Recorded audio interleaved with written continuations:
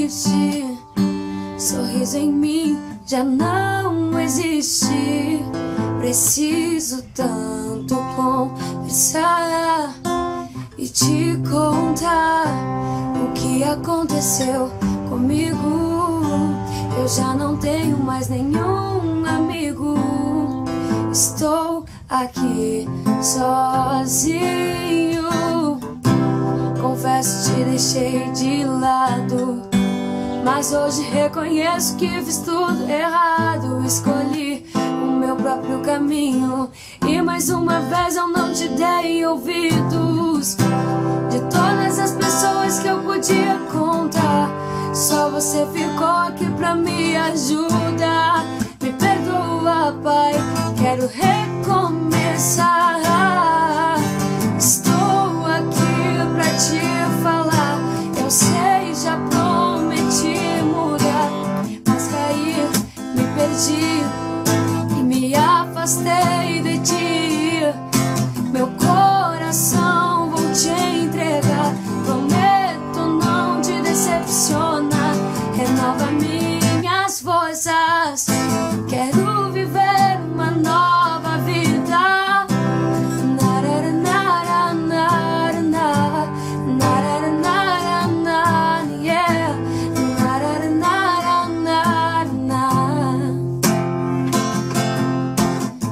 Escuridão, eu vivi na escravidão. Troquei minha vida com Deus e me entreguei pro pecado. No começo tudo tava certo, mas logo desmoronou e da morte cheguei perto.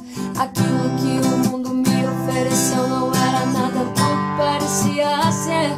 Olhando por fora parecia uma surpresa muito bonita, mas o que tinha dentro era migalha. E o inimigo olhava pra minha cara e ainda ria. Deixei minha fé e naquele momento já não estava mais de pé. Todos esqueceram de mim. Pensei naquela hora que seria o meu fim, mas lembrei do teu amor, Senhor, e de que nunca me deixou.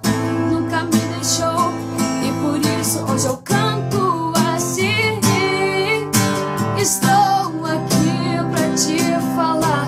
Eu sei, já prometi mudar, mas caí, me perdi e me afastei de ti. Meu coração vou te entregar. Prometo não te decepcionar. Renova minhas forças. Quero viver uma nova vida.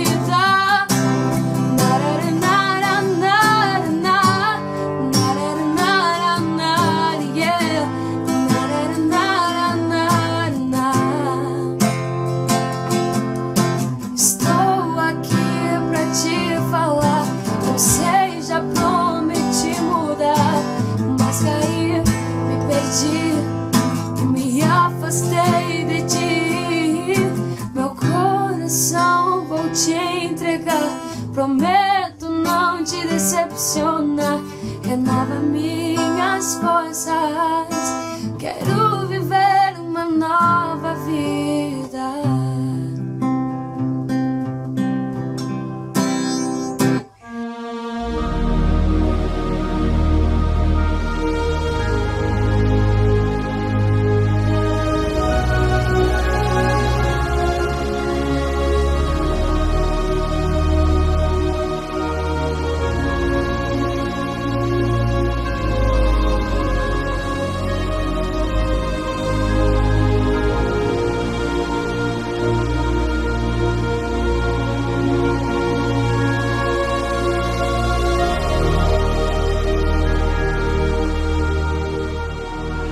Olá, graça e paz, boa noite a todos. Estamos retornando para darmos continuidade a este grande propósito em orações, falando sobre o pai da mentira. Mas antes gostaria de dar boas-vindas aos irmãos e irmãs que estarão acessando posteriormente a este grande propósito em orações. Bom dia, boa tarde ou boa noite.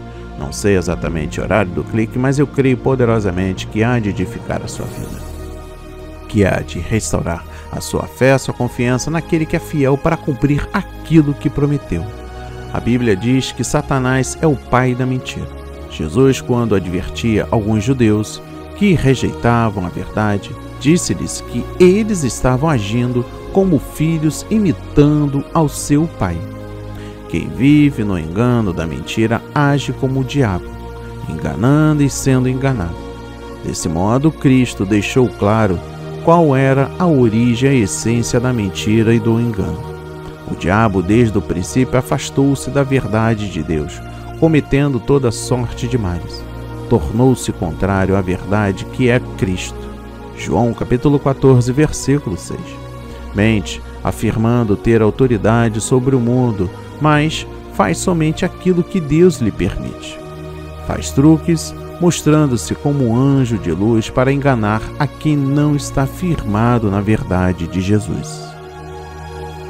O pai da mentira é também um acusador dos filhos de Deus e tenciona constantemente arruinar os planos do Senhor.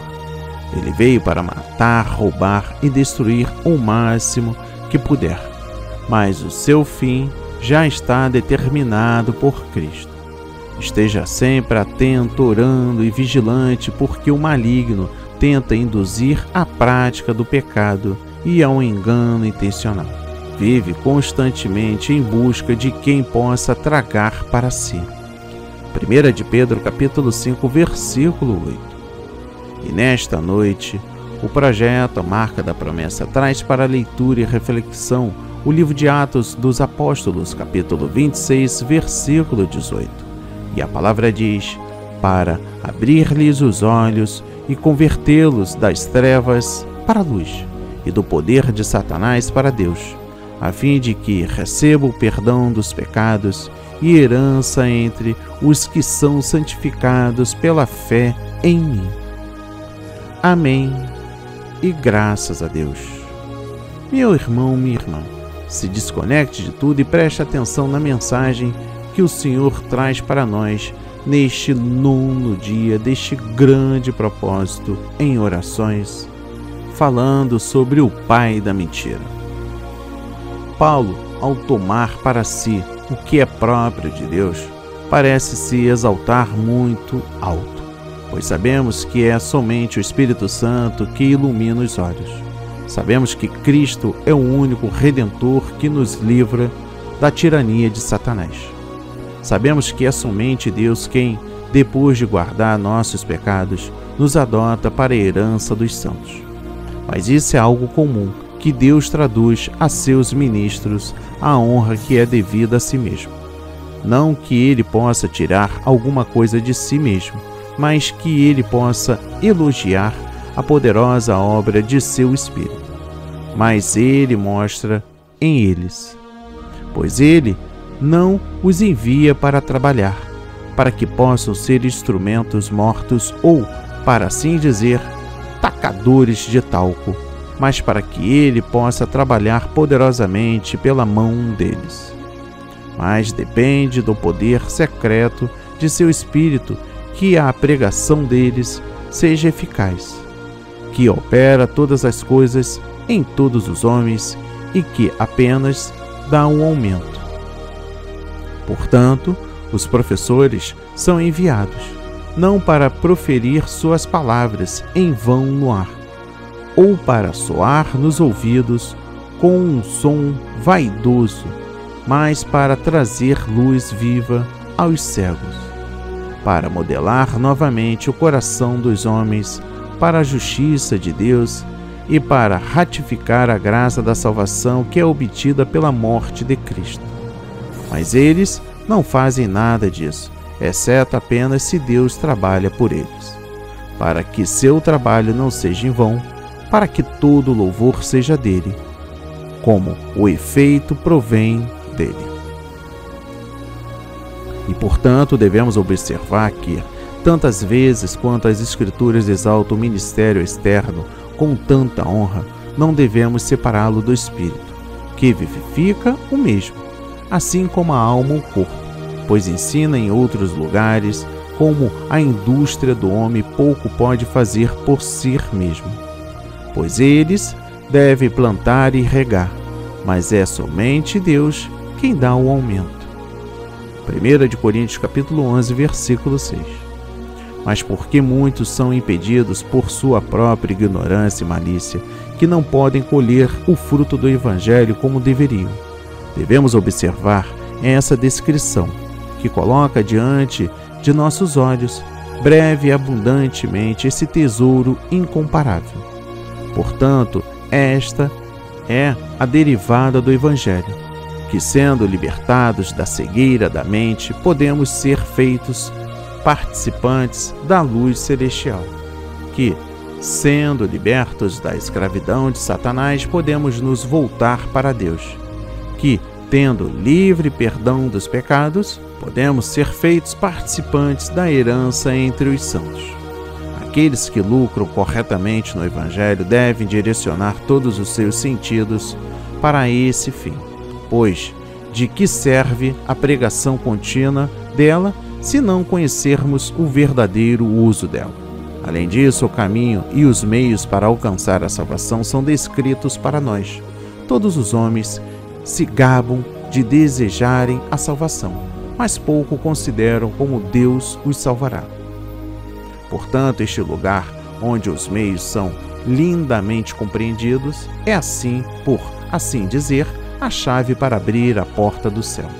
Além disso, devemos saber que toda a humanidade é naturalmente privada daquelas coisas boas que Cristo diz que temos crendo no Evangelho, de maneira que todos são cegos, porque são iluminados pela fé, que todos são escravos de Satanás, porque são libertados pela fé de sua tirania, que todos os homens são inimigos de Deus e sujeitos à morte eterna, porque recebem remissão dos pecados pela fé, para que nada seja mais miserável do que nós, se estivermos sem Cristo e sem a fé dele.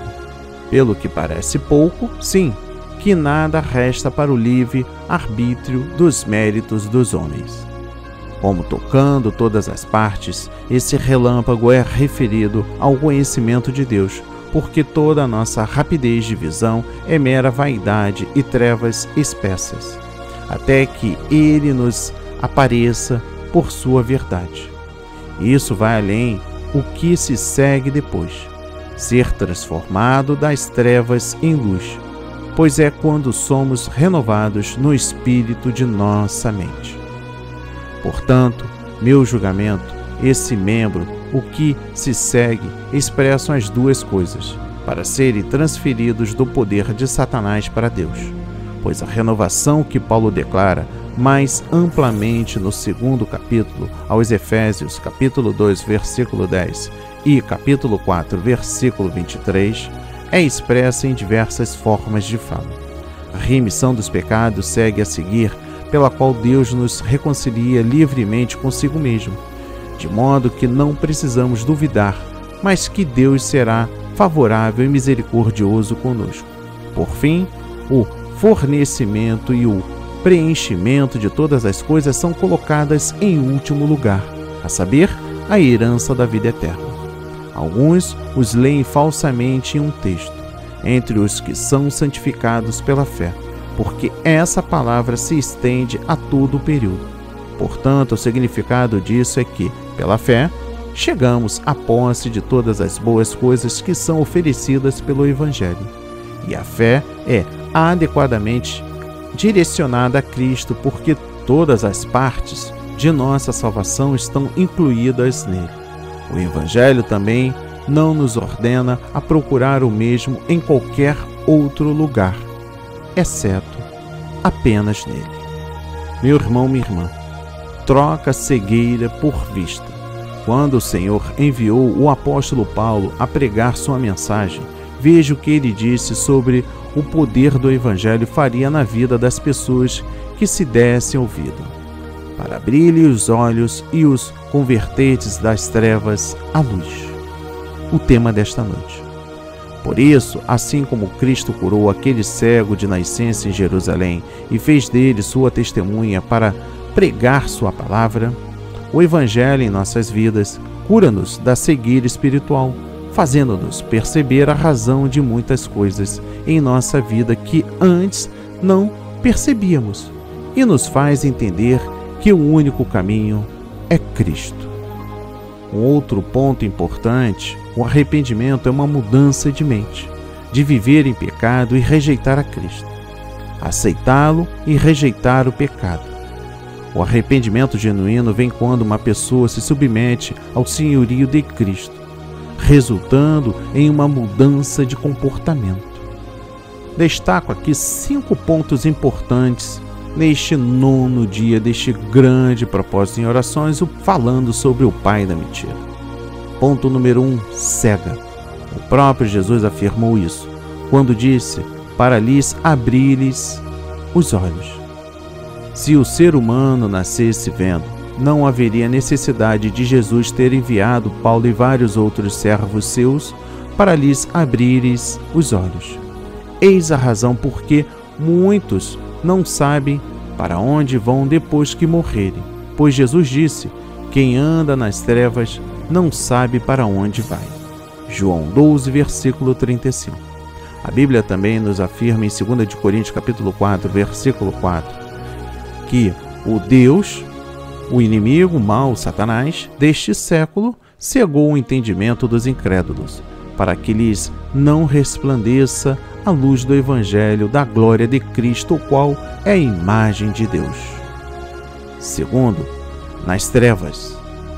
O homem nasce pecador e desde cedo anda no caminho das trevas, segundo as Escrituras.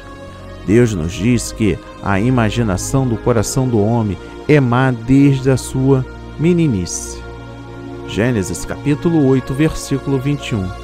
E que a inclinação da carne é inimizade contra Deus, pois não é sujeita à lei de Deus, nem em verdade pode ser. Romanos 8, versículo 7. Os que estão nas trevas participam as obras da carne, que são prostituição, impureza, lascívia, idolatria, feitiçaria, inimizades, porfias, emulações, iras, pelejas, dissensões, heresias, invejas, homicídios, bebedices, glutonarias e coisas semelhantes a estas. O apóstolo Paulo inclui dizendo, acerca das quais vos declaro, como já antes vos disse, que os que cometem tais coisas não herdarão o reino de Deus. Gálatas 5, versículo 19 a 21. Ponto número 3. Sob o poder de Satanás. Nós pensamos que só um endemoniado é que está sob o poder de Satanás. Mas Jesus nos ensina em Atos capítulo 26, versículo 18, na expressão da potestade de Satanás para Deus, que são todos aqueles que ainda não seguem a Deus, na pessoa do Senhor Jesus Cristo. Como saber que alguém está sob o poder de Satanás? Resposta: aquele que pratica o pecado procede do diabo, porque o diabo vive pecando desde o princípio. 1 João capítulo 3, versículo 8. Como saber que alguém foi tirado do poder de Satanás para Deus? Resposta: todo aquele que é nascido de Deus não vive na prática de pecado, pois o que permanece nele é a divina semente. Ora, esse não pode viver pecando porque é nascido de Deus. 1 João capítulo 3, versículo 9. Ponto número 4. Sem seus pecados perdoados. Jesus afirmou a fim de que recebam eles a remissão, perdão de pecados. Enquanto uma pessoa não crer no Senhor Jesus e o segue, esta pessoa só está aumentando cada dia o seu pecado, e o salário de uma vida de pecados é a morte. Romanos 6, versículo 23. E não há nada como boas ações, promessas, sacrifícios, etc., que pague estes pecados. A Bíblia nos diz que sem derramamento de sangue não há perdão de pecados. Hebreus 9, versículo 22. Só o sangue puro e imaculado de Jesus pode fazer isso.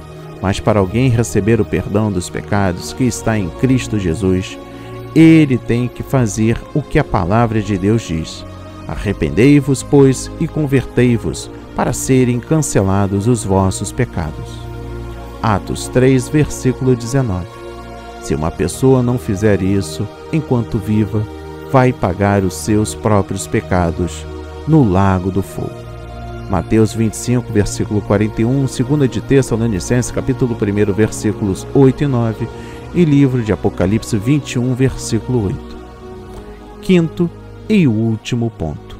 E sem herança entre os que são separados pela fé em Jesus. Só tem direito à herança quem é filho, e só um filho de Deus pode receber esta herança. Note, nem todo mundo é filho de Deus, mas passamos a ser filhos de Deus quando nascemos de Deus. É isso que nos mostra a palavra de Deus em João, capítulo 1, versículos 12 a 13. Mas a todos quantos o receberam, deu-lhes o poder de serem feitos filhos de Deus, a saber, aos que creem no seu nome, os quais não nasceram do sangue, nem da vontade da carne, e nem da vontade do homem, mas de Deus. Em Tito, capítulo 3, versículo 5. Não por obras de justiças praticadas por nós, mas segundo sua misericórdia, ele nos salvou mediante o lavar regenerador e renovador do Espírito Santo. Olha, meu irmão, minha irmã, se você é uma pessoa que ainda não tem o Senhor Jesus como seu Salvador e Senhor, esta é a sua situação, pois a Bíblia diz assim: só há uma maneira de reverter esta situação, é rogar a Deus por sua misericórdia e fazer o que a Bíblia ordena aos pecadores a fazerem. Arrependei-vos, pois convertei-vos, para serem cancelados os vossos pecados. Atos 3, versículo 19. Faça isso enquanto você tem vida. Depois de morto, não há missa, culto e oração de parentes que poderão te tirar do inferno. A Bíblia nos ensina sobre um homem no inferno arrependido, mas seu arrependimento não adiantou de nada. Lucas 16, versículos 23 a 31. Arrependendo-se hoje, você tem salvação eterna. Arrependendo-se depois de morto, você só tem a condenação eterna. Arrependa-se hoje. Assim seja, assim diz o Senhor. Amém e graças a Deus. Pai amado, bendito, Pai celestial, Pai de todas as nações. Obrigado, Senhor, pela palavra de hoje semeada em nossos corações. Temos muito que aprender em vida, mas sabemos que o tempo é curto para o arrependimento. Precisamos que esta semente semeada hoje dê logo frutos, Pai, para que possamos, de fato, nos libertar de todo o pecado, sobretudo das condenações passadas. Mas eu creio poderosamente que o Senhor já estendeu a mão para nós, e assim sendo, já está nos perdoando. Só pelo fato da nossa iniciativa de abandonar o mundo do crime, que é o pecado, a incredulidade, as orgias, as traições, os vídeos pornográficos, o passar de pernas no trabalho. Olha, são tantos os pecados, mas nos afastando de todos eles já demos um grande passo, porque sabemos que isso não é obra sua. Sabemos que isso é obra do mal. Que nesta noite todos os pecados sejam jogados por terra, porque nós temos um Cordeiro, um sacerdote fiel, que regenerou nossos votos celestiais. Sendo assim, louvamos e agradecemos o seu santo nome. Amém. E muito obrigado, Senhor Jesus Cristo. Toda honra e toda glória seja dada a Ti. Amém. E graças a Deus.